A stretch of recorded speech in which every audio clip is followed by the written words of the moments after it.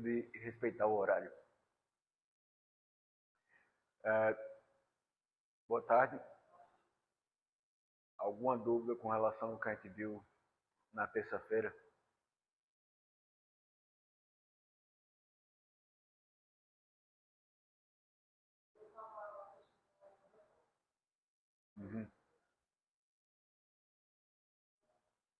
Certo. Então, neste caso, vamos fazer como fazer a análise do DIC.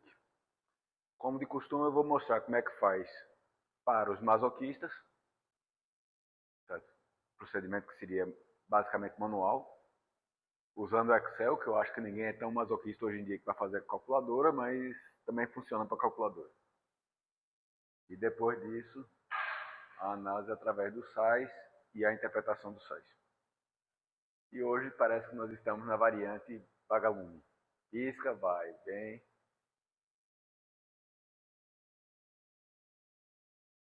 O procedimento que nós vamos fazer, primeira coisa, é a análise da variância. A análise da variância é pegar a variação total do experimento e dividir em cálculos. No caso do DIC, toda variação ou é devida ao tratamento ou é devida ao acaso, já que nós não temos o controle local. Isso é o que diferencia o DIC de todos os demais delineamentos. Toda variação conhecida, ou seja, aquela variação que pode ser calculada diretamente com base nos dados, é devida ao tratamento. Essa é a grande característica dele. Depois que nós dividimos a variação, o próximo passo é fazer o teste F, que é comparar a variação devida aos tratamentos com aquela devida ao acaso. Por que isso? Se o tratamento causa a mesma variação do acaso, o tratamento, na realidade, não está causando variação. Toda aquela variação entre os tratamentos pode ser explicada pelo acaso. E agora, com o teste F, nós podemos comparar se a variação devido aos tratamentos é suficientemente maior do que aquela do acaso para considerar que os tratamentos estão realmente causando uma variação. Até aqui, ok? Se o F disser, indicar que é provável que os tratamentos causem variação real, aí você tem mais uma etapa. Eu sei que os tratamentos estão causando variação. Se eu tenho mais do que 2 tratamentos, o F não é definitivo. O F não indica quem está causando variação. Podem ser todos diferentes de todos, ou pode ser somente um diferente de todos os demais. O F não se mete nessa história. E aí a gente passa para um teste de comparação de médias, como o teste de Tucker. Ou talvez seja melhor fazer uma regressão. Ou talvez a gente vá para um contraste ortogonal. Como é que a gente define qual desses é o melhor? Bem, primeiro, eu só posso fazer uma regressão se o meu X, se os meus tratamentos forem quantitativos. Se meus tratamentos são qualitativos, porque são tipos de adubo, porque são tipos de herbicida, porque são variedades, porque são formas de preparo do solo, eu não posso fazer uma regressão. Então, a regressão é uma equação e, portanto, exige valores contínuos dos dois lados da equação. Então, a regressão nem sempre vai ser possível. A comparação de média sempre é possível, mas não é necessariamente a melhor opção. Tá? E aí é uma decisão de pesquisa, não é uma decisão de estatística. Qual é o procedimento? Bem, nós estamos interessados na análise da variância. Só que a variância, como um conjunto, não é aditiva. Eu não posso pegar a variância e dividir tratamento e acaso. O que é que a gente faz? A variância é, por definição, a soma de dos quadrados dos desvios de cada ponto em relação à média, dividido pelo grau de liberdade. Não é isso? Então, é uma soma de quadrados dividido por n-1, que é o grau de liberdade. A variância não é aditiva. Mas tanto o grau de liberdade quanto soma de quadrados são. Então, o que é que nós fazemos? Dividimos os graus de liberdade, dividimos a soma de quadrados, e aí nós calculamos cada uma das variâncias. Tá ok até aqui? E aproveitando a pausa agora, boa tarde. Tranquilo até aqui, gente? Então, o que nós vamos fazer é, primeiro, calcular o grau de liberdade. Qual é o grau de liberdade total do experimento? É o número de parcelas menos 1. O número de parcelas é o número de tratamentos vezes o número de repetições. Cada tratamento vai aparecer R vezes 3, 4, 5, 50, seja lá quanto for o R, e são T tratamentos.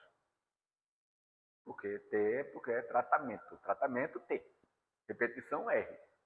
Então, o grau de liberdade total é T vezes R menos 1, porque estamos falando de grau de liberdade. Tratamento, como tudo na vida, o grau de liberdade de tratamento é o número de tratamentos menos 1. Então, T menos 1 para o grau de liberdade de tratamento. Como toda variação que não é devida ao tratamento, é devida ao acaso, resíduo ou erro, que são três coisas iguais, são três formas diferentes de falar a mesma coisa, como é que a gente chega no resíduo? Bem, eu sei o total, sei o tratamento e sei que o DIC, como toda coisa que vem do modelo linear, é aditivo. Então, qual é a operação matemática que a gente faz para calcular o resíduo?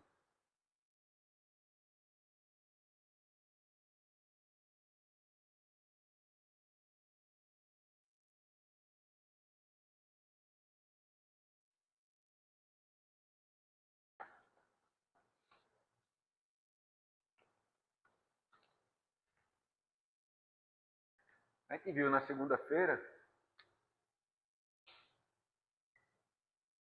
Vocês vão tentar ver aqui, porque a caneta não está muito boa.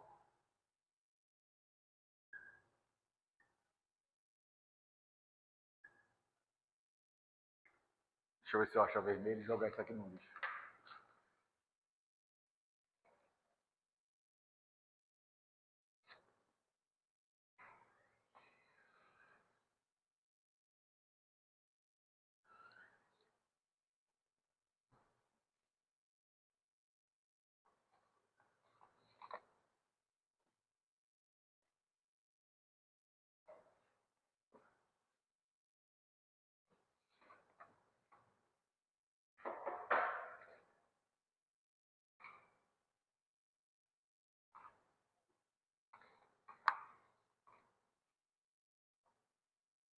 Achei.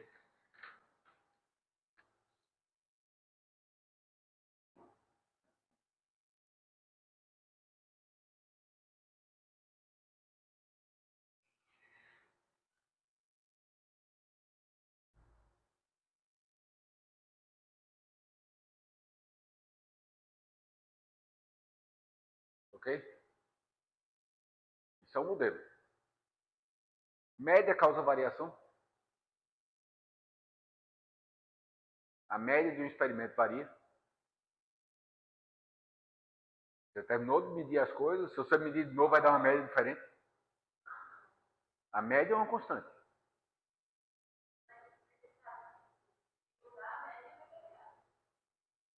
Se você fizer uma nova amostra, se você fizer o experimento novamente, a média vai variar. Mas terminou de medir as coisas, elas vão mudar mais? Não. São constantes. A média não varia, a média é uma constante. Então,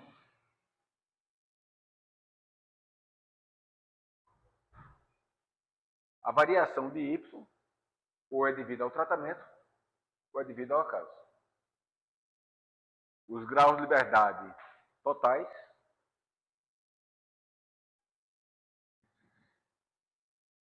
são grau de liberdade de tratamento mais grau de liberdade do acaso. Correto? Grau de liberdade do tratamento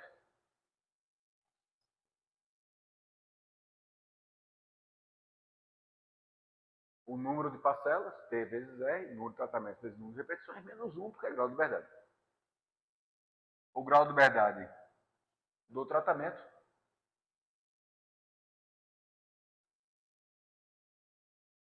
número de tratamentos menos 1, porque é grau de verdade.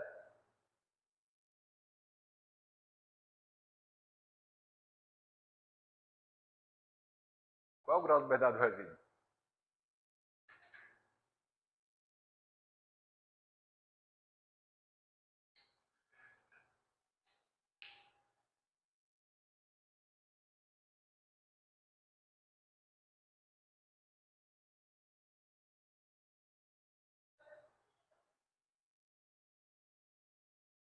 Bora, gente. Quinta série. Aquela equação de baixo, como é que a gente resolve ela?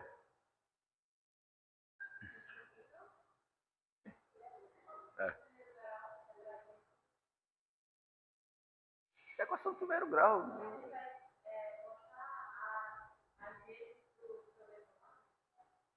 Ou seja, grau de liberdade total menos grau de liberdade do tratamento igual ao grau de liberdade do resíduo.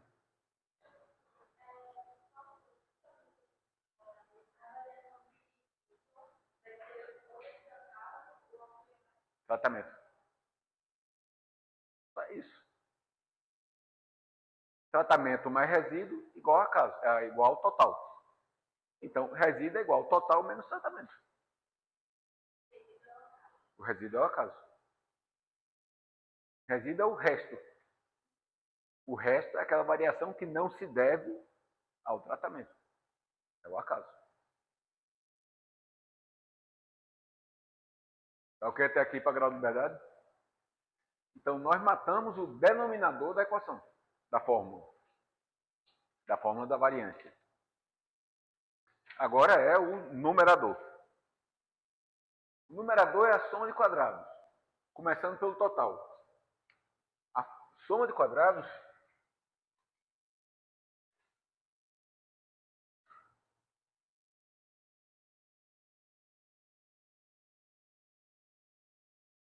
é a soma dos quadrados dos desvios de cada ponto em relação à média. Se você pegar essa operação matemática e aplicar a propriedade da soma, isso aqui é exatamente igual a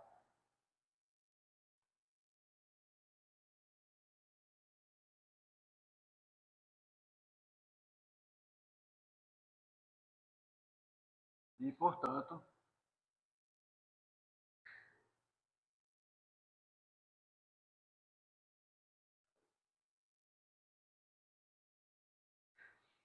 tá ok até aqui? Só fiz aplicar a propriedade do somatório. Vocês não precisam lembrar, podem confiar em mim. Tá? Mas vocês viram isso em matemática A. A propriedade do somatório está lá em matemática A. Lembrar é outra história, né, Gui?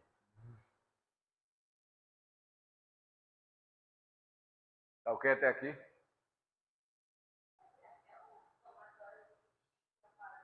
T vezes R. Somatório do quadrado de x menos o quadrado do somatório sobre T vezes R. Número de tratamento vezes número de repetições, que é igual ao número de parcelas. Tá ok até aqui? Como é que é aqui? Somo todo mundo, eleva ao quadrado e dividido pelo número de parcelas. Isso vai ser constante em cada experimento. Não interessa de que forma eu chego na soma de todo mundo, vai chegar no mesmo valor. Não é isso? 1 mais 1 mais 2 mais 2, ou 2 mais 4, tem que dar 6. Não interessa se eu faço por partes ou se eu faço todo mundo de uma vez. Mas 1 ao quadrado mais 1 ao quadrado mais 2 ao quadrado mais 2 ao quadrado é diferente de 2 ao quadrado mais 4 ao quadrado. Ok? Então, o somatório dos quadrados é diferente do quadrado do somatório. E o somatório dos quadrados vai ser diferente dependendo de como eu chegue lá. Então, para variação total, para o SQ total,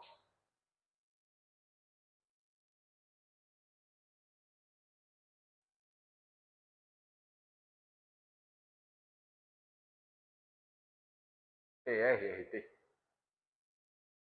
Tá ok até aqui?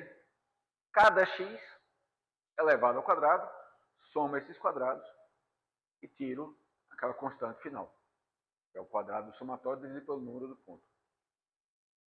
Todo mundo está comprando isso aqui? A mesma forma que você faria a variância total de todos os pontos.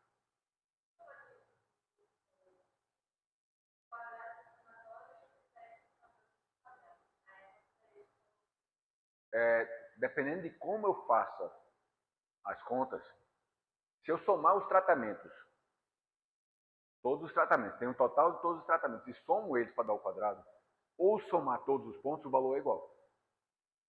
Mas se eu somar primeiro e levar ao quadrado, faz diferença aí de ponto em ponto ou todos os pontos juntos.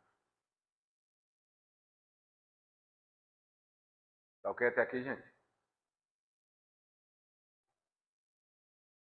Qual é o ponto-chave? O modelo linear me diz que no conjunto de um tratamento, o acaso é zero. Correto? Então, para eu comparar os tratamentos, eu não comparo com base em parcelas individuais. Eu comparo com base no tratamento como um todo. Todo mundo concorda com isso aí? Como é que eu transformo um conjunto de repetições em um único ponto, o tratamento como um todo? Somo todo mundo. Aquilo que eu falei Se eu for comparar os 5 dedos aqui, vai ser difícil saber qual é a diferença entre os dedos, qual é a diferença entre as mãos. Mas agora, a diferença entre os dedos não deixa de existir, os dedos continuam diferentes, mas eu deixo de ver a diferença entre os dedos e eu só vejo a diferença entre as mãos. Tá ok até aqui? Então, para a soma de quadrado de tratamentos, o que é que eu vou fazer?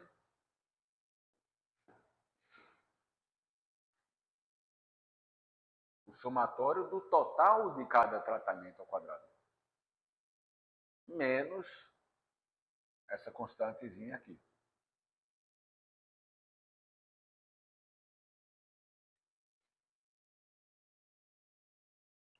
Todo mundo está comprando isso até aqui? Não? Hã? Se tô... Tá parecendo que eu vou levar calote depois. Tá comprando, mas nem tanto. A lógica é simples. Se eu tenho os pontos de um tratamento, os 5 dedos da minha mão, eu não posso comparar esses 5 dedos dessa mão com os 5 dedos dessa mão. Porque cada dedo tem o efeito da mão e do acaso. Correto? Quando eu quero comparar a variação devido ao tratamento, eu tenho que matar a variação do acaso. Tem que separar as duas coisas. Agora eu não tenho mais variação do acaso. Porque aqui dentro eu não consigo ver a diferença. Não é que meu polegar passou a ser igual ao meu medinho, eles não são.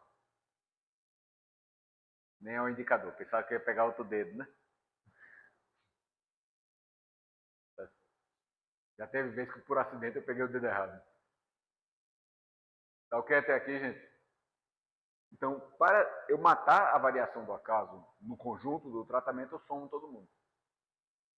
E agora, ao invés de eu levar cada ponto ao quadrado, eu vou levar o total do tratamento ao quadrado.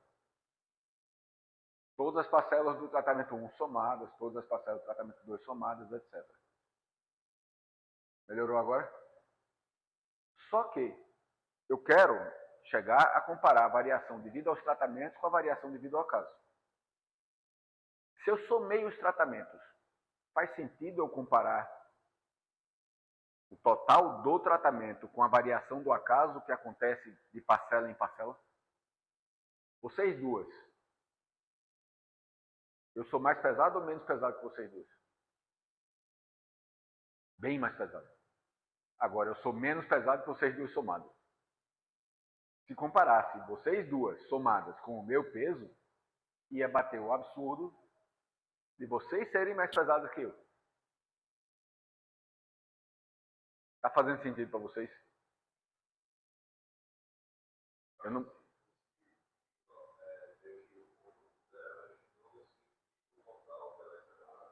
o conjunto delas, certo? Eu não posso comparar diretamente com a variação do acaso que acontece entre elas.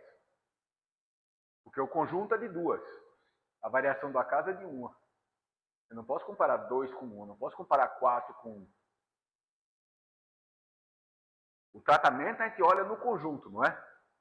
Mas o acaso a gente olha de 1 em 1. Por definição, porque o acaso é a variação de cada um em relação ao seu tratamento. Então, para poder comparar tratamento com acaso, eu tenho que voltar para a base de 1. Como é que eu faço isso? Divido pelo número que eu usei para somar. Divido a soma das... Pego a soma das duas, elevo ao quadrado. A soma de vocês dois, eleva ao quadrado. Tratamento alunas contra tratamento alunos. E aí eu divido por 2, porque eu usei 2 e 2 pesos.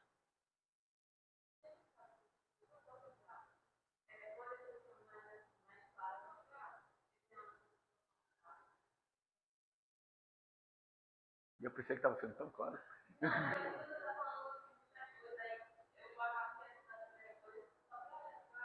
Pois não. Eu totalizo o tratamento para poder matar a variação entre as parcelas. Então, o total do tratamento vai matar, eu deixo de ver a variação entre as parcelas de um tratamento. Só que agora eu estou com um total que é a soma de R repetições. O número de repetições que eu tenho no experimento. O total de cada tratamento passa a ser a soma de todas as parcelas que receberam aquele tratamento, ou seja, das R parcelas. Só que o acaso acontece de 1 em 1. Eu não posso comparar a soma de R parcelas com a variação entre parcelas individuais. O que é que eu faço?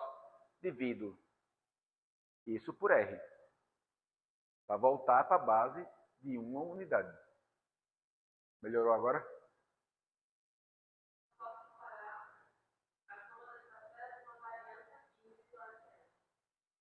Por isso que eu divido por R.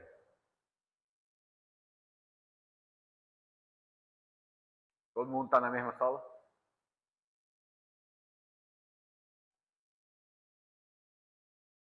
E, assim como no grau de liberdade, a soma de quadrado do resíduo é a diferença total menos tratamento. Tá ok até aqui? Tenho soma de quadrado, tenho grau de liberdade.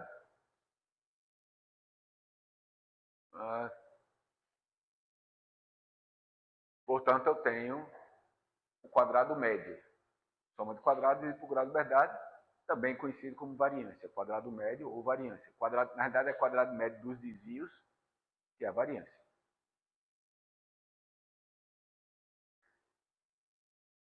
Calculei os graus de liberdade, calculei as somas de quadrado, por divisão, eu tenho o quadrado médio. Se eu tenho a variância de tratamento e a variância do resíduo, eu tenho o F. Divido variância de tratamento por variância de resíduo, isso me indica quantas vezes a variação entre tratamentos é maior do que aquela do acaso. Ok até aqui? Se for exatamente igual a 1, significa que os tratamentos causaram exatamente a mesma variação do acaso. Se for 1 milhão, significa que os tratamentos causaram 1 milhão de vezes mais variação do que o acaso. O mais provável é que não seja nem 1 milhão. Vai ser um número normalmente maior do que 1, mas não necessariamente. E aí a brincadeira é saber, esse número é suficientemente maior para ser pouco provável de ser devido ao acaso?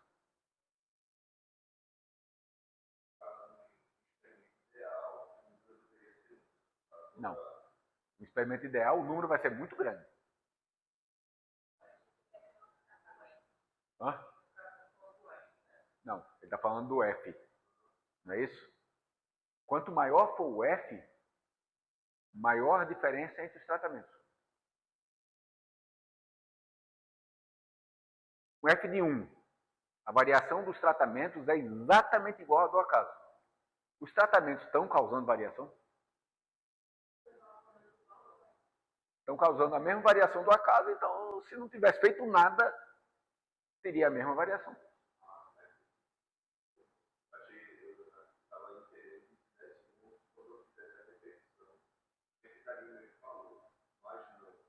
São duas coisas separadas.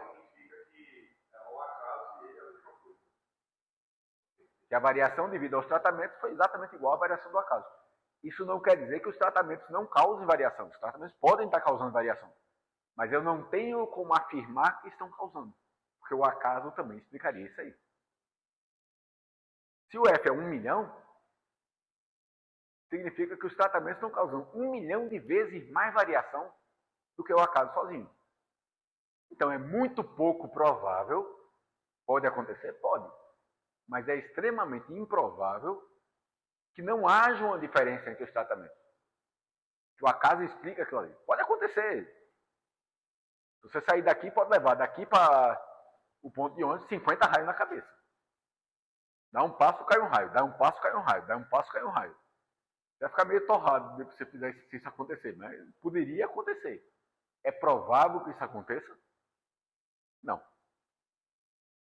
Não é isso? Primeiro que você ia morrer, não ia continuar a dar os passos até lá. Você antes se separava. Mas daqui a pouco eu vou dar. Certo? Tá ok até aqui, gente? O teste F.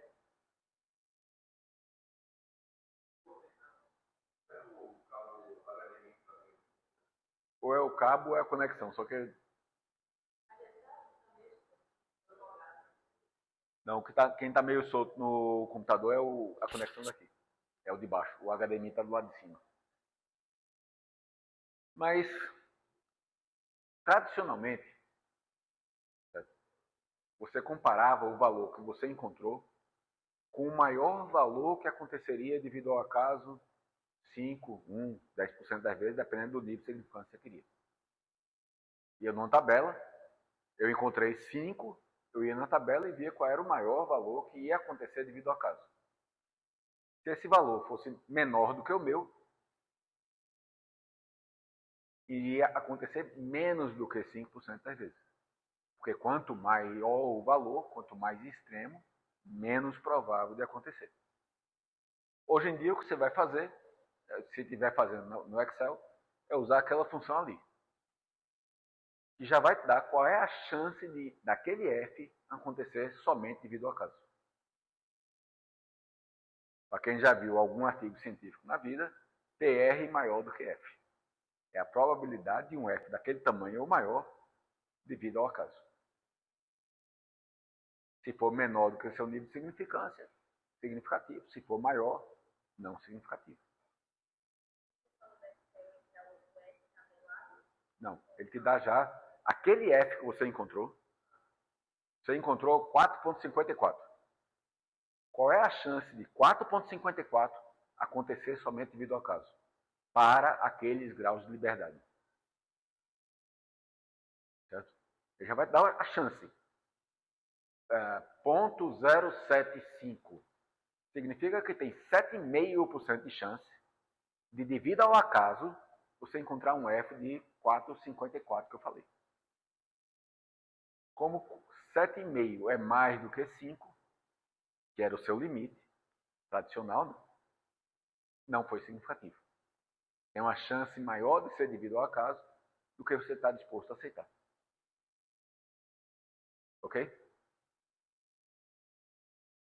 O que seria antigamente, você ia olhar lá uma tabela, todo livro de estatística tem essas tabelas, se você for lá em Pimentel Gomes, qualquer um deles tem essa tabela. E aí ele ia dizer, com esses graus de liberdade, o F para 5% é, eu falei 4,54, é 5. O seu F era menor do que 5, portanto ia acontecer mais do que 5% das vezes, portanto não significativo. Só que aí você só ia saber significativo ou não significativo. Não ia saber quanto. E 7,5% de chance de ser devido ao acaso é diferente de 75% de chance de ser devido ao acaso. 7,5% é mais do que você está disposto a aceitar, mas dá para conversar um pouquinho, né? 75% é melhor jogar cara ou coroa, que vai ter a mesma chance, vai ter uma chance maior de não ser devido ao acaso. Tá ok até aqui? A lógica está clara para todo mundo?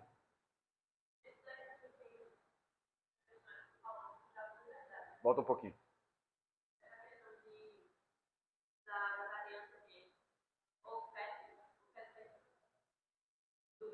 Uma das coisas que está envolvida é o grau de liberdade. Quanto mais graus de liberdade você tem, menor o F precisa ser para ser significativo. Porque fica mais fácil de encontrar diferenças. Agora, também está envolvido com o tamanho da variação. Se está variando muito devido ao acaso, o F vai diminuir. Porque o denominador aumenta, né? E aí fica mais difícil de encontrar diferenças. Tranquilo? E agora, começando um exemplo. Nesse caso, é um experimento em Netuno, em 2500. Em outras palavras, esses dados são fictícios. Por favor, não considerem como indicativos da realidade. Quando você for pagar a cadeira de culturas alimentares, não digam que Mário falou que a produtividade do milho, acho que é milho é desse tipo, tá? Esses números são simplesmente para fins explanatórios. Eu gosto de deixar isso bem claro, porque já teve aluno que veio... É provável, mas por segurança eu me protejo para ter na gravação dizendo que eu deixei bem claro que essa gravação fica permanente, fica no YouTube, fica para sempre. Então, antes que alguém comece a dizer que... O que é esse experimento? Adubação orgânica, certo? Com estercos de boi, bode, cavalo, frango ou porco. E sem adubação ou com adubo mineral, ureia. Tranquilo? Ou seja, nós temos 7 tratamentos. Bovino, caprino, equino, frango, sem adubo, suíno e ureia. Com 5 repetições.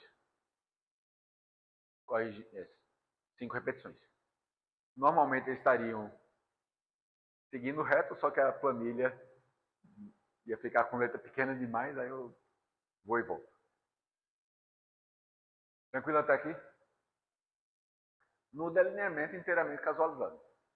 Então agora a gente vai começar nas variâncias. Quantas parcelas nós temos? 35 parcelas. 7 tratamentos, 5 repetições, 7 vezes 5, 35. 35 parcelas no total. Graus de liberdade. Se eu tenho 35 parcelas, eu tenho 34 graus de liberdade para o experimento como um todo. 35 menos 1. Para tratamento, nós temos 7 tratamentos, portanto, 6 graus de liberdade para tratamento. E 34 menos 6, 28 graus de liberdade para o acaso. Até aqui, tem nem graça, né? Tranquilo, gente? Agora começa uma parte um pouquinho mais interessante. Para valores interessantes. O que é que eu fiz ali? Calculei as somas. Para o C, que é essa parte aqui, porque isso aqui vai ser constante. Então, ao invés de eu fazer toda vez, eu faço uma vez só. Soma todo mundo. Ou seja, 7,5 mais 6,25 mais 5 mais 9,25. Somei todo mundo. Hã? Só mais 35. Porque é o quadrado da soma. Então não interessa como eu somo. Se eu somo por tratamento, se eu somo por repetição, ou se eu somo todo mundo junto, a soma vai ser a mesma. Então, somei as 35. Elevei ao quadrado, dividi por 35. Isso é a parte que vem depois do menos toda vez. Ok até aqui? Isso. E depois eu pego o somatório dos quadrados. 7,5 ao quadrado, mais 6,25 ao quadrado, mais 5 ao quadrado, mais cada um dos 35 valores elevado ao quadrado. É um saco. Se você for fazer isso na calculadora, é um saco.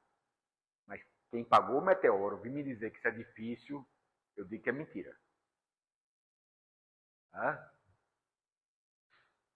Porque lá é que as fórmulas são difíceis. Essas aqui são... Vocês já pagaram meteoro. Estão pagando ou já pagaram topografia, meteorologia e climatologia. Aquela fórmula, eu sou traumatizado desde que eu fiz a disciplina. Hã? Bem, cálculo 1 para mim foi tranquilo. Na minha época era cálculo 1 e cálculo 2. Cálculo 2 eu sofri, porque eu troquei de turma.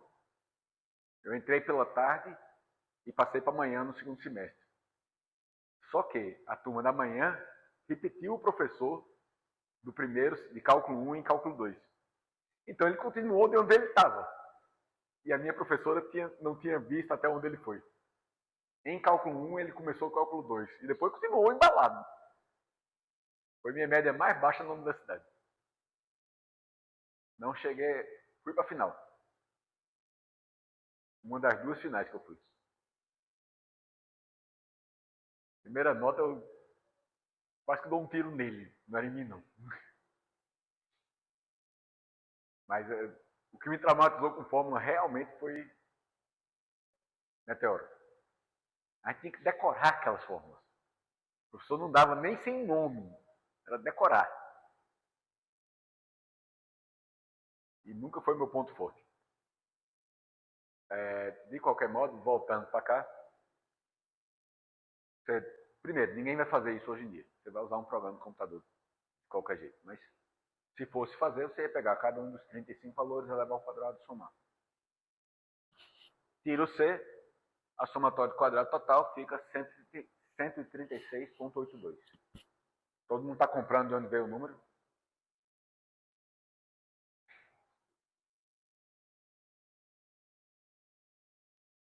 Agora, o que é que a gente faz? Para a somatória do quadrado de tratamento, eu tenho que somar por tratamento. Então, vou pegar todo mundo tem bovino, 7,5 mais 8 mais 9,5 mais alguém que está ali embaixo do HDMI 3, 8,5, vai dar 42,5. A mesma coisa para os demais. E agora vai ser 42,5 ao quadrado mais 32,25 ao quadrado mais mais 19 ao quadrado. Tranquilo até aqui? Dividido por 5. Porque cada um desses valores veio de 5 parcelas.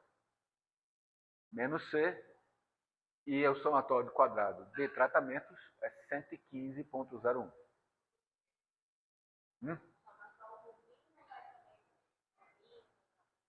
Como é que é?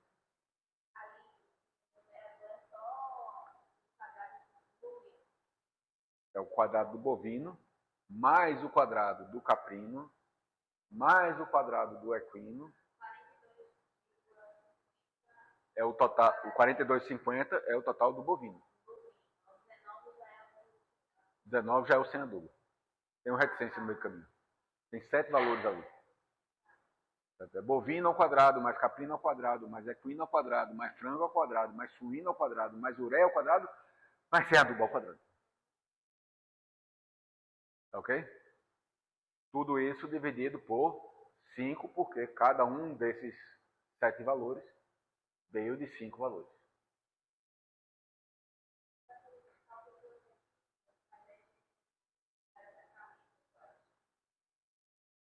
Se não forem, você tem como corrigir isso aí.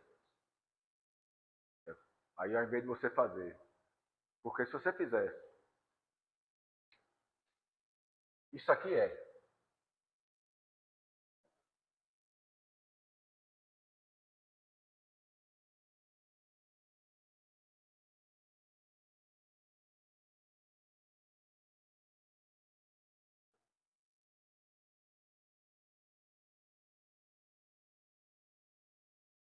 Se eu aplicar aqui a propriedade, é a mesma coisa duas vezes.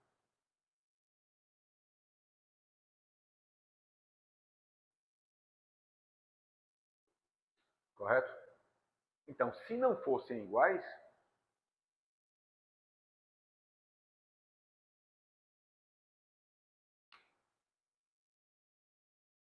confere? Só era questão de fazer cada um dividido pelo número de repetições que você tem. De um modo geral, a gente tenta colocar o mesmo número de repetições de todos os tratamentos.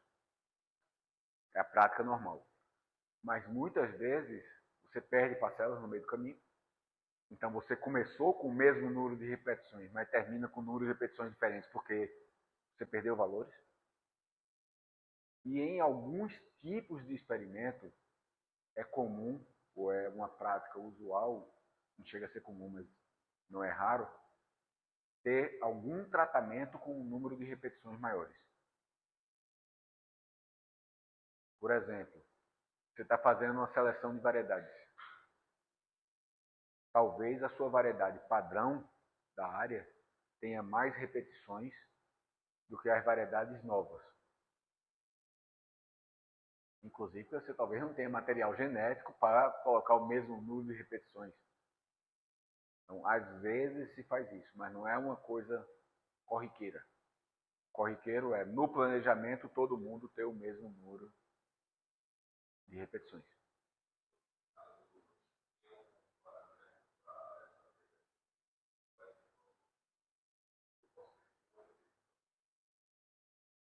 Não dá para te dar um número desse tipo. O ideal é você perder 0 repetições. Tá? Ou eliminar 0 outliers. O número de repetições que pode ser perdido sem comprometer o experimento vai depender muito do número de repetições que você tem. Certo? Se eu tenho 5 repetições, perder 2 é bem menos sério do que se eu tivesse 4. Ou do que se eu tivesse 3. Tá? E também depende do número de tratamentos. Embora possa parecer paradoxal. Vamos dizer que eu tenha 5 repetições. 4 tratamentos. Eu só tenho 20 pontos no total. Perder um ponto, eu estou perdendo 5% do experimento. Correto? Eu estou perdendo 5% da informação que eu tinha naquele experimento. Eu tenho 100 tratamentos e tenho 2 repetições. Se eu perder um ponto de um tratamento, quanto eu perdi de informação no experimento? 0,5%. Eu perdi o mesmo ponto.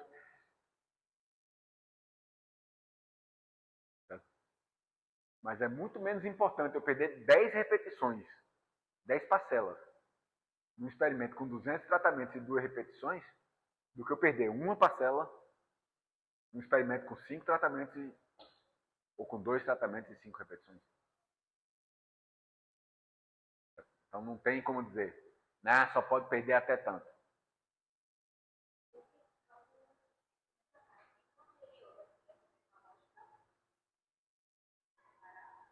Qual o anterior? Sim. Se não tivesse o número igual, aí você somava. O número de... Eu tenho 5 no primeiro, eu tenho 4 no segundo, eu tenho... O RT é o número de parcelas que eu tenho no experimento. Se o experimento estiver todo certinho, o número de parcelas vai ser R vezes T. Se não tiver todo certinho, aí vai ser até chegar na conta final. Ok? O ponto é, RT é número de parcelas. Tá ok até aqui, gente? Nesse caso, 115 dividido por 6, porque são 6 graus de liberdade, dá 19. 21,81 dividido por 28 dá 0,78. O F é 24,61. Ou seja, a variação entre as fontes, entre os adubos, é quase 25 vezes maior do que o acaso sozinho explicaria. Tá ok até aqui? Não, dividir 19, 115 por 6 dá 19, que é a variância de tratamento. 21,81 dividido por 28 dá 0,78, que é a variância do acaso. F é variância do tratamento, quadrado médio de tratamento, dividido por quadrado médio do resíduo, do erro ou do acaso, que é tudo a mesma coisa. Então, 24,61 é 19,17 dividido por 0,78. E, portanto, os tratamentos causaram 24,61 vezes mais variação, quase 25 vezes mais variação, do que o acaso sozinho causaria. Todo mundo está comprando isso aqui? Estão conseguindo ler até aqui? Joguei no Excel e eu encontrei 5,95 vezes 10 elevado a menos 10. Menos 10 é 10 elevado a menos 10. Ou seja, eu teria que repetir o experimento 10 elevado a décima vezes, 1 com 10 zeros depois, para, em 6 vezes, isso acontecer somente devido ao acaso. É provável que essa variação seja devido ao acaso ou é provável que seja devido ao tratamento?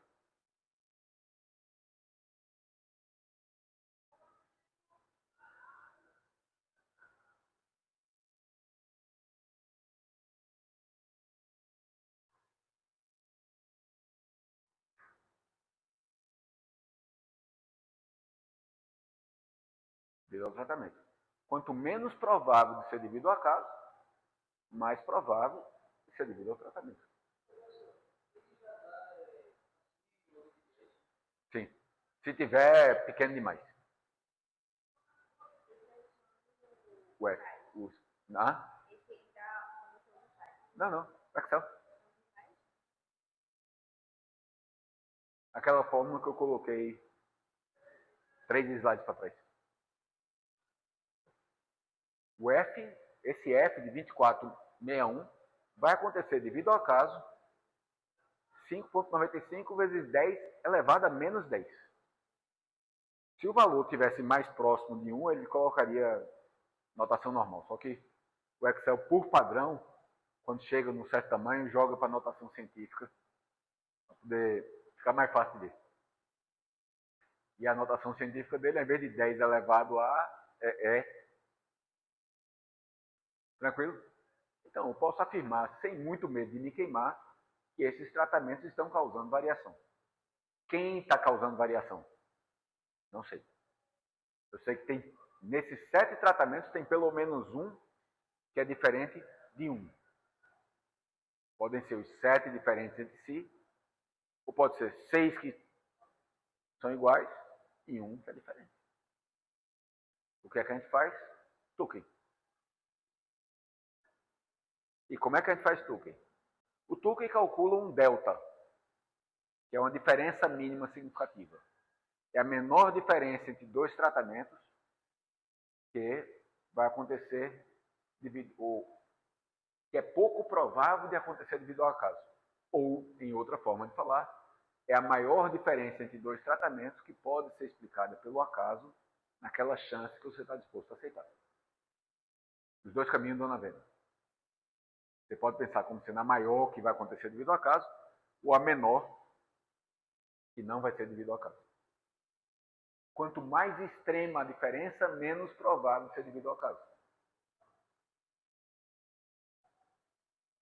A diferença entre uma baleia e um boi é muito extrema. Então é muito pouco provável de ser somente devido ao acaso. A diferença entre um pastor alemão e um pastor belga é pequena. Então pode ser explicada pelo acaso. Ou poderia ser explicada pelo acaso.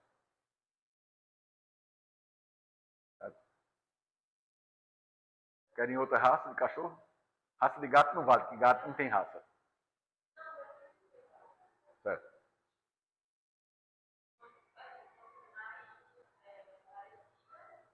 Quanto mais parecida, mais fácil ser devido ao caso. Ok? Todo mundo comprando minha historinha. O Excel não faz o toolkit automaticamente. Então você tem que calcular o delta e tem que fazer tudo na mão. A fórmula está aquela ali, e aí você vai para uma das tabelas da distribuição mínima estudentizada. Q para os íntimos.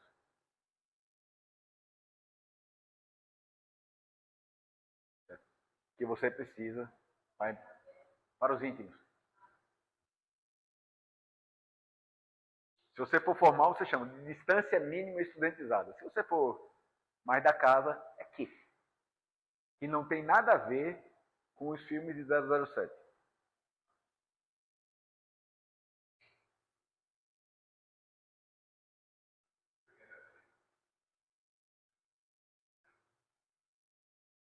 Nunca vi esse filme de 007, não.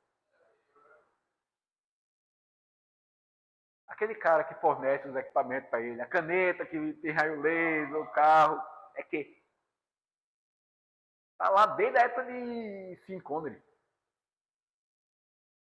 Essas crianças de hoje em dia.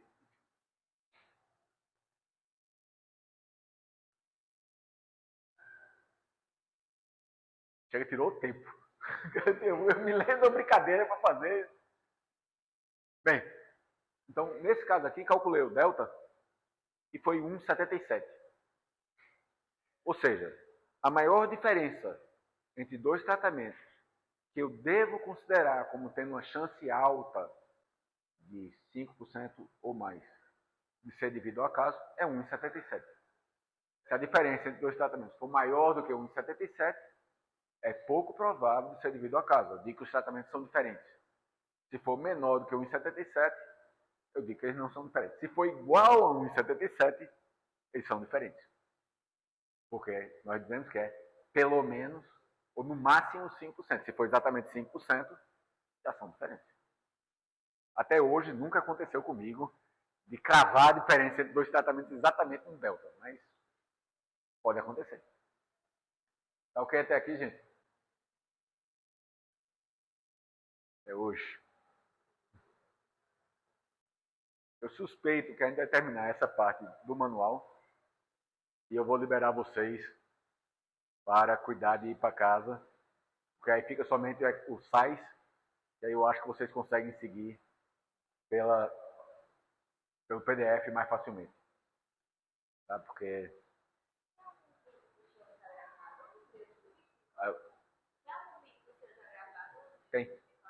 tem vários. Eu posso colocar um dos antigos também. Certo? Mostrando passo a passo. Me lembrem, porque eu vou esquecer. Certo? Mas aí eu só preciso ver um dos últimos semestres. Muda um pouquinho de um semestre para outro, mas a lógica básica é a mesma. Muda só porque quando eu vou falando, eu nunca consigo dar a mesma aula do mesmo jeito. Mas a ideia básica fica a mesma. Tá ok até aqui, gente? Então o que é que a gente vai fazer? Começa com a ureia. Organize em ordem decrescente, porque facilita a vida. Com 7 tratamentos eu podia sair catando na mão. Mas é muito mais fácil organizar. Então, organize, ordem decrescente. Ureia foi o que teve a maior média. Como é que eu chego nas médias? O total dividido pelo número de repetições.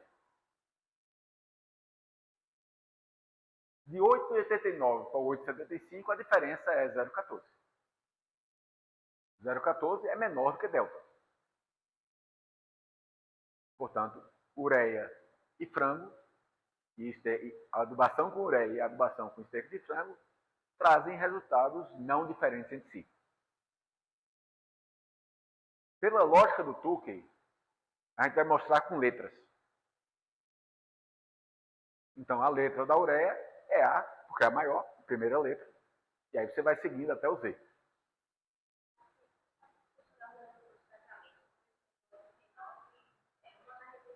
Não, é a média. A média. 5 valores dividido por 5, calcula a média. Organizo em ordem decrescente, que vai facilitar a vida. Chovendo dentro.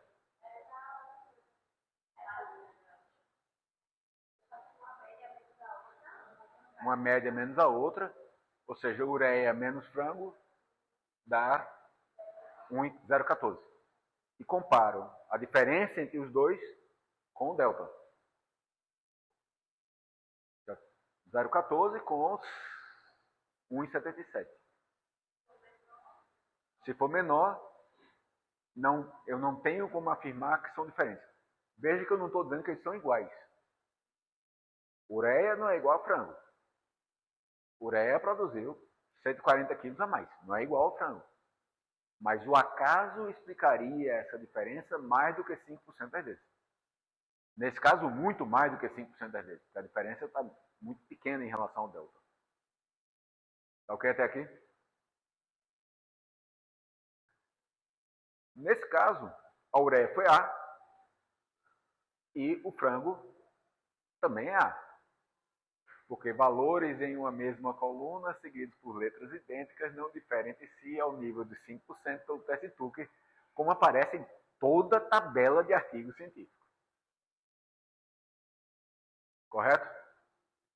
A. Como eles não foram diferentes, eu vou continuar com a ureia. Comparar agora a ureia com o bovino. 8,89 com 8,50 dá 0,39, que é menor do que 1,7. Portanto, eu não posso afirmar que a diferença entre ureia e bovino, embora maior do que a diferença entre ureia e frango, seja real. Ainda pode ser explicada pelo acaso, mais do que 5% das vezes. E, portanto, o bovino também é A. Ureia, suíno. Agora a diferença foi 2,07. 2,07 maior do que 1,70 troco, 77. Portanto, o suíno é diferente da ureia. Como é que eu mostro que ele é diferente? Eu troco a letra. Se a ureia era A, suíno é B. Tá ok até aqui? Somente para dizer que são coisas diferentes.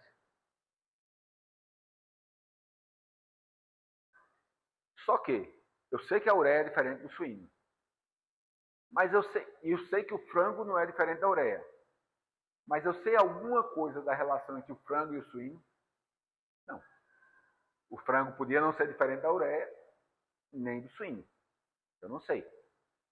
Nesse caso, eu até podia chutar, como o frango era tão parecido com a ureia, eu podia até chutar que não era, mas chute não vale. Chute só vale no campo de futebol. Ou numa prova do Enem, coisa desse tipo que é de marcar, que aí você tem como chutar. Aqui você não tem como chutar. Tá ok? Então agora eu vou comparar o frango com o suíno. O frango deu 1,93 a diferença. Maior do que delta. O frango era A, o suíno era B. Eu preciso mostrar alguma coisa mais para mostrar que os dois são diferentes? Já estão em letras, já estão em grupos, né? Um já está no grupo A, outro está no grupo B, não são diferentes.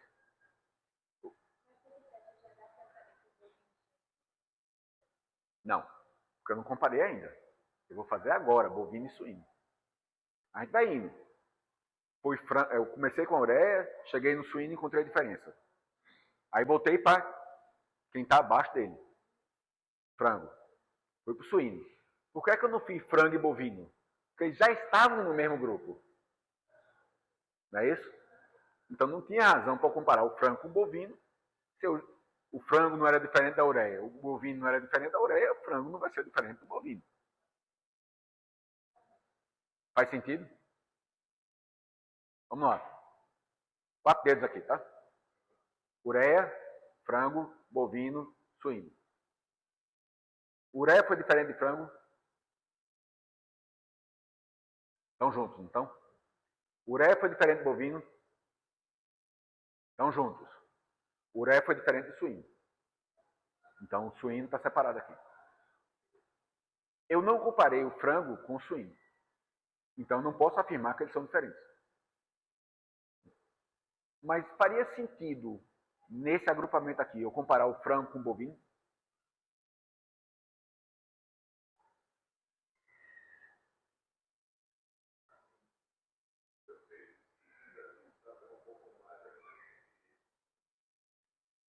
Se eu quisesse aprofundar, talvez.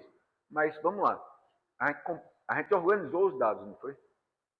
Então eu sei que a diferença entre frango e bovino é necessariamente menor do que a ureia bovino. Não é isso? Necessariamente. Não tem como não ser menor. Porque o frango é maior do que o bovino. Eu organizei os dados. Então, não faria sentido, não tem razão para eu acreditar que essa diferença seja maior. A diferença entre frango e bovino seja maior do que o delta, se a diferença entre ureia e bovino, que é maior do que a diferença entre frango e bovino, não foi.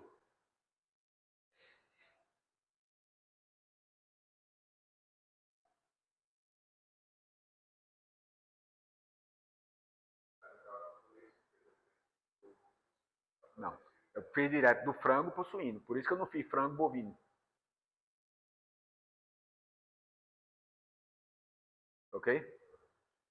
Frango, suíno, diferentes. Não mudou nada, né? Ele já estava em grupos diferentes. O que é que eu faço agora? Vou para bovino. Bovino, suíno. Bovino, suíno, a diferença foi 1,68. 1,68 é menor do que delta. Então, o bovino nem é diferente da ureia e frango, nem é diferente do suíno. Como é que eu mostro isso?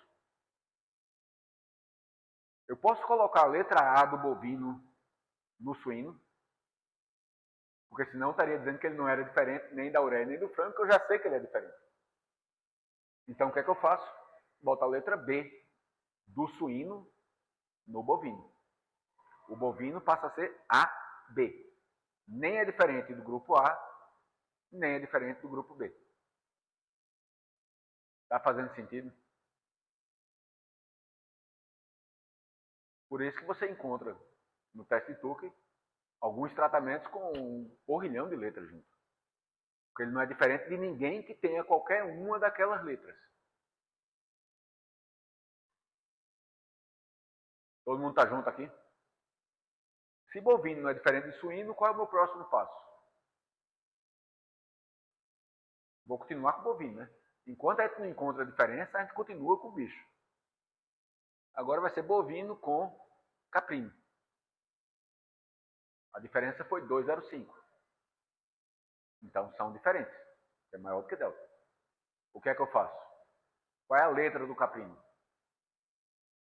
A próxima letra do alfabeto. C. Então caprino, C, por pura coincidência. Tá ok até aqui, gente?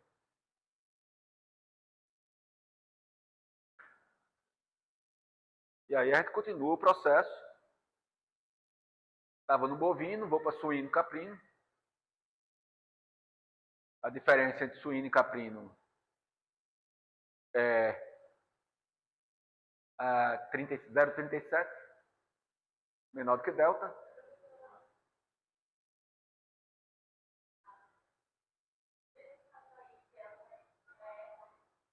Uns 71. Bateu na trave, rodou na linha do gol, bateu no tornozelo do goleiro e entrou.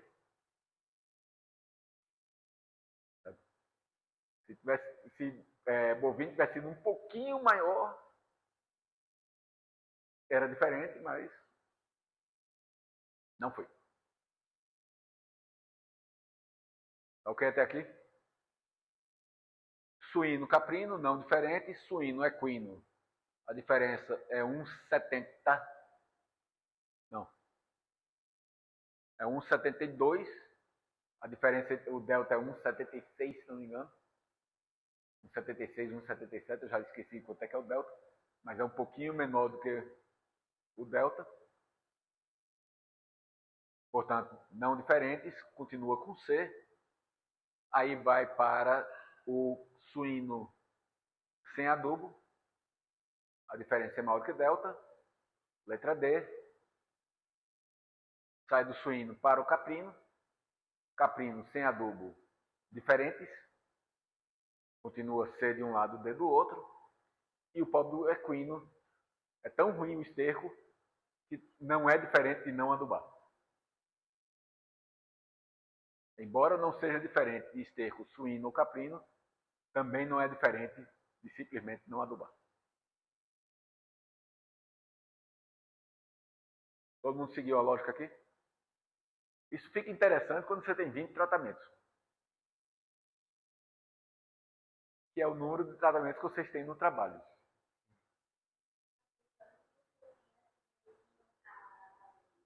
Hã?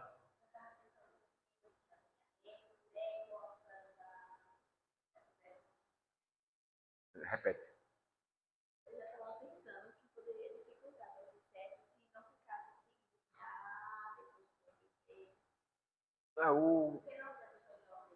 Você organiza justamente por isso. Você fica uma sequência. Necessariamente vai ficar os A's primeiro, depois os B's. Vai? Porque você não organizou eles. Se você não organizar e sair catando, aí fica mais complicado. Mas necessariamente os A's vão ser os primeiros. Depois vão ser os B's, e aí vai ter os A's D's. Talvez tenha o ABC, talvez tenha o ABCD. Vai começar com A sempre. E vai terminar com a última letra que você chegar. Então, agora, o que acontece com frequência, quanto mais tratamento, mais provável de acontecer, é você ter tratamentos que pertencem a vários grupos diferentes. Aqui você tem o AB, tem o BC, tem o CD, mas talvez você tivesse ABCD, se tivesse muitos tratamentos. Uma coisa que você vai perceber, e se não perceber, provavelmente eu vou comentar depois, vão ter pelo menos 2 tratamentos com uma letra só. Não tem como todos os tratamentos serem AB. Não. A ureia, que é o maior, não pode ser AB.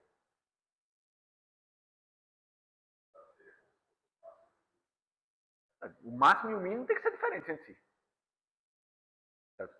A ureia não pode ser AB. Porque se a ureia é AB, por que é que apareceu B? Estão entendendo o que eu quero dizer?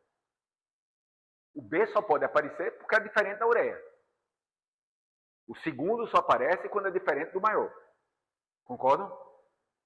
Então, como é que o maior pode ter não ser diferente do segundo maior, do B? O maior tem que ser A puro. Certo? Nesse caso, a partir do frango já podia ser 2 letras. E o último tem que estar sozinho também. Porque senão, por que apareceu a letra dele? A letra dele só apareceu porque ele foi diferente de alguém. Não é isso? Então, se ele está com 2 letras, ele não foi diferente do grupo imediatamente anterior. Então, por que ele está com 2? Por que trocou a letra para ele, se ele não foi diferente?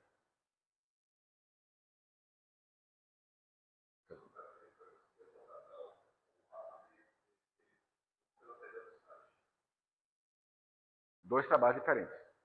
No trabalho de análise, você vai fazer e vai ter a saída dos sais.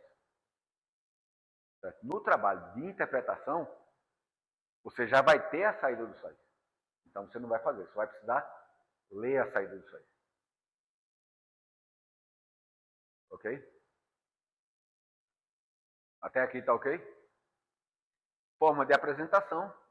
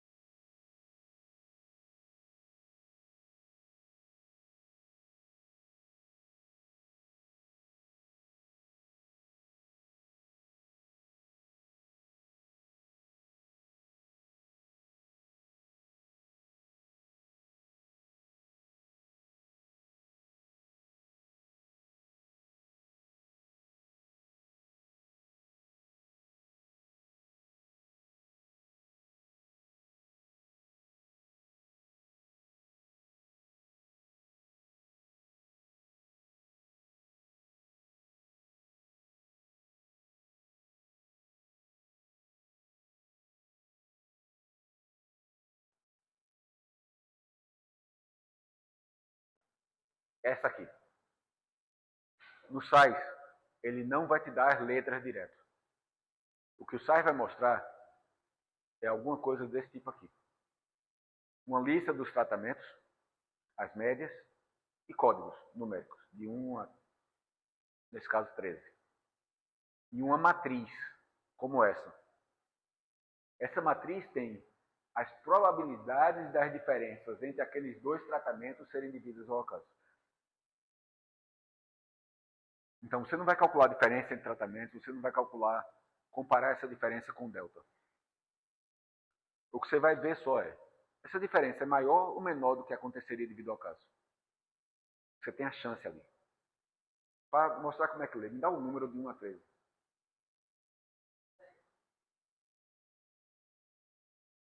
Tratamento 5 e 10. 5 e 10. A chance da diferença entre 5 e 10 ser devida ao acaso é de 100%. 1.0000.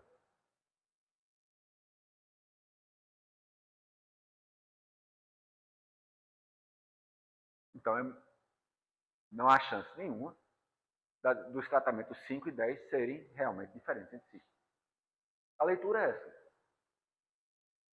A matriz é invertida, é espelhada. Por quê? Comparar o tratamento 1 com 10 é a mesma coisa que comparar o tratamento 10 com 1. Então, tanto faz olhar coluna 1, linha 10, quanto coluna 10, linha 1. Tem que ser o mesmo valor, porque você está comparando os mesmos dois tratamentos. E tem uma diagonal em branco.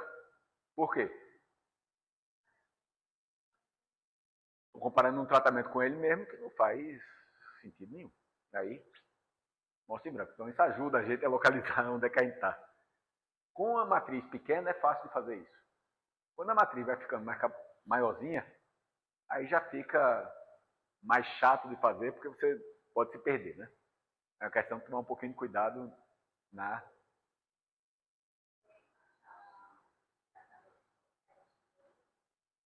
Os tratamentos estão ali em cima. A gente organiza eles. Certo? Então, nesse caso, quem foi o maior? Foi o 3. 4,17. O segundo maior foi o 2. Parte de cima. A tabela de cima. A tabela de cima tem as médias. A maior média foi 4,17, que é o tratamento 3. A segunda maior foi 3,38, que é o tratamento 2. Então, como é que eu faria isso? 3 com 2. 3 com 2, 99,82%, 0,9982 ou 99% de chance dessa diferença entre o 3 e o 2 serem divididos ao acaso. O 3 é A, o 2 é A também. Eu vou agora para o saco. Tem outro com 3 mais embaixo, absoluto, que é o... Quanto mais próximo de 1, mais perto de ser certeza que é devido ao acaso. Esses números da matriz são a chance da diferença entre dois tratamentos ser somente devido ao acaso. Quanto menor for o número, menos provável de ser devido ao acaso e, portanto, mais provável de ser devido ao tratamento. Se você adotar o nível de significância de 5%, o número mágico é 0,05.